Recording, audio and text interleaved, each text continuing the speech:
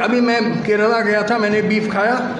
कोई बुरी चीज़ मैं नहीं मानता हूँ। दुनिया खाती है, वो सब बुरे लोग हैं। आप ही साधु संत हैं, वंडरफुल। आप कहते हैं बीफ खाना बुरी चीज़ है। अरे दुनिया बीफ खाती है भाई। अमेरिका खाता है, यूरोप खाता है, अरब countries, Russia, China, Japan, Australia, Pakistan, Afghanistan, Thailand. नमस्कार दोस्तों, मेरे एक दोस्त ने मुझे ये वीडियो भेजा। बोला देखो इस पे ये बोला जा रहा है, इस पे कुछ जवाब देना चाहोगे? तो मैंने उसको जवाब दिया और यही जवाब मैं इस वीडियो में भी देना चाहता हूँ।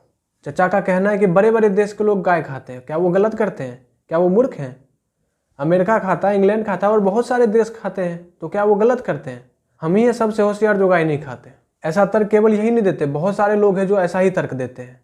वो मांस खाने के लिए कोई भी तर्क दे देते हैं और ऐसा ही तर्क देते हैं कि वो पढ़े लिखे लोग, समझदार लोग, बड़े बड़े देश के लोग मांस खाते हैं, क्या वो गलत है? अमेरिका इतना हमसे ज़्यादा विकसित देश है, वो खाता है, वो गलत है? चचा और ऐसे लोग सुने। जिस धर्म ग्रंथों का अपमान करते हो आप, इसी धर्म ग्रंथ का गुण गाते नहीं थकते आपके फिजिसिस्ट।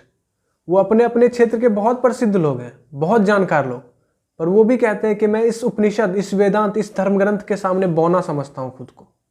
मेरा ज्ञान कुछ भी नहीं है इसके सामने। वो भी इनसे इन्फ्लुएंस होते हैं।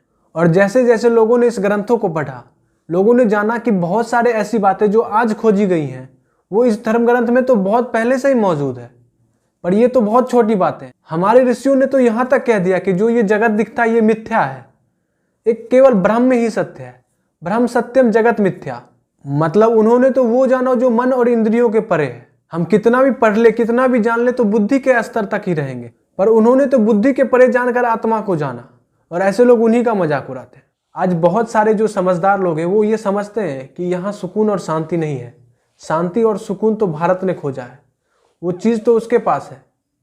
तो वो आज भी यहाँ आते हैं, पहले भी आते थे, आज भी आते हैं और फ्यूचर में और लोग आएंगे। क्योंकि जब लोगों को ये समझ में आ जाएगा कि जिस चीज़ में हम सुकून और शांति खोज रहे हैं वो ये नहीं देने वाली। शांति और सुकून तो किसी और ने पहले से ही खोज रखा है, पर हम कुछ मूर्ख लोग समझते हैं कि उनके पास सुकून और शांति है और हम उनके पास जाते हैं। और वो जो समझदार लोग हैं उन्हें पता है कि सुकून और शांति उनके पास है। हम जाते हैं, भटकते हैं पूरी ज़िंदगी, और पूरी ज़िंदगी लगाने के बाद पता चलता है कि नहीं, सुकून और शांति तो यहाँ नहीं है। और तब जाकर हमारी बुद्धि खुलती है। पर फिर बुद्धि खुलने से भी क्या लाभ? तब तक तो उम्र खत्म हो जाता है। जिस चीज़ की तलाश में हम पूरी ज़िंदगी बटोरते रहते हैं वो मिलता नहीं है, क्योंकि वो चीज़ आपको बाहर नहीं, आपके भीतर ही मिलती। और इस चीज़ की जानकारी हमारे धर्म ग्रंथों में पहले से ही है, पर हम इस धर्म ग्रंथ को कभी पढ़े ही नहीं। अपमान की दृष्टि से देखते हैं। हमने कुछ पढ़ नहीं लिया कि हम समझते हैं कि हम ही सबसे ज़्यादा समझदार हैं। आप जब इस धर्म ग्रंथ को पढ़ोगे ना, तो आपको जो ज्ञान का घमंड है ना, तो वो ऐसे उड़ा देंगे और इस बात का वो गुमान भी नहीं करेंगे कि मैंने आपका घमंड तोड़ा है। वो तो इसीलिए है ही कि आपका घमंड तोड़े, आपका ये अहंकार तोड़े कि आपने कुछ खुद को मान लिया है। आपने जो बाहर से अर्जन किया उसी को सब कुछ समझ लिया। बहुत लोग तो इसलिए धर्म ग्रंथ के पास जाते ही नहीं है, क्योंकि उनका अहंकार टूटने लगता है, उनका कुछ चरमराने लगता है। वो भागते हैं छटपटा के, अकुला के, कि अरे ये क्या हो रहा है, मेरा ज्ञान ही धराशाह हो रहा है। भारत ने जो ऊंचाई हासिल कर रखी है, इसी को देखते हुए विश्व ने भारत को विश्व गुरु माना था। हर जगह के लोग यहाँ शिक्षा लेने आते थे और आज भी आते हैं और आगे भी आएंगे। जैसे जैसे लोगों की बुद्धि खुलेगी लोग और आएंगे।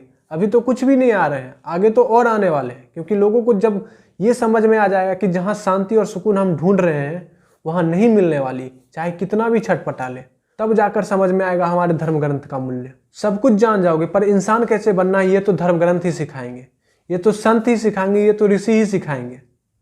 आपको उन्हीं के पास आना होगा इंसान बनने के लिए। आप तब तक इंसान नहीं बनोगे जब तक आप ऋषियों और संतों के पास नहीं आओगे। हमारे धर्म ग्रंथ भी कहते हैं ना कि जन्मना जायते शूद्रा संस्कारात द्विजुच्यते।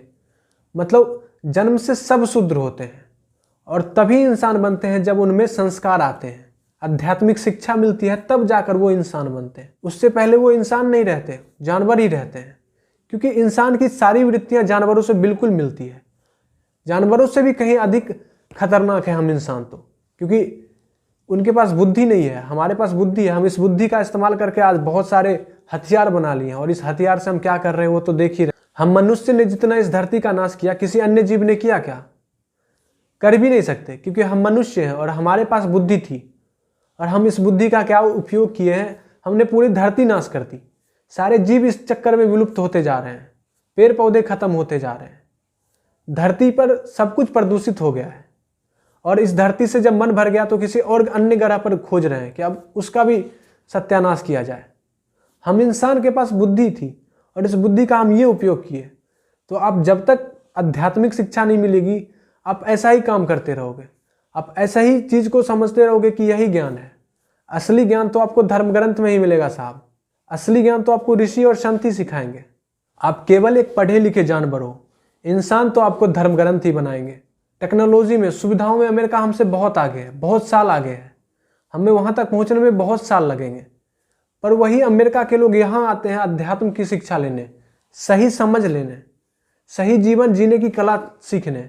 वहाँ पे सब कुछ छोड़कर यहाँ आते हैं कि हमें सुकून और शांति मिल सके। कहते हैं ना कि दीपक के नीचे ही अंधेरा रहता है। तो जहाँ धर्म ग्रंथ है, जहाँ पे ये सब लोग आते हैं, वहाँ ही अंधेरा है। वहीं के लोग अज्ञानता में जी रहे हैं, वहीं के लोग बाहर ढूंढ रहे हैं सब कुछ। पर वो लोग समझदार होते जा रहे हैं धीरे धीरे, हम लोग से ज़्यादा। और उनकी बुद्धि तो खुल भी चुकी है, पर हमारी बुद्धि पता नहीं कब खुलेगी। हम आज उनका कॉपी कर रहे हैं और वो समझदार हो गए हैं। उनको ये पता चल गया है कि सही सुकून और शांति यहाँ नहीं है, वहाँ है भाई, वहाँ चलते हैं। और यहाँ आते हैं और अपनी पूरी ज़िंदगी लगा देते हैं। हम सब उस कल्चर के पीछे भाग रहे हैं जिस कल्चर से वो सब भाग के आए हैं। वो ये समझ गए कि इस कल्चर में सिर्फ और सिर्फ गंदगी है और कुछ नहीं, सिर्फ और सिर्फ उलझन है, सुकून और शांति नहीं। सुकून और शांति यहाँ है भाई। सुकून और शांति हमारे धर्मग्रंथ ऋषियों के पास है, वहाँ आओ।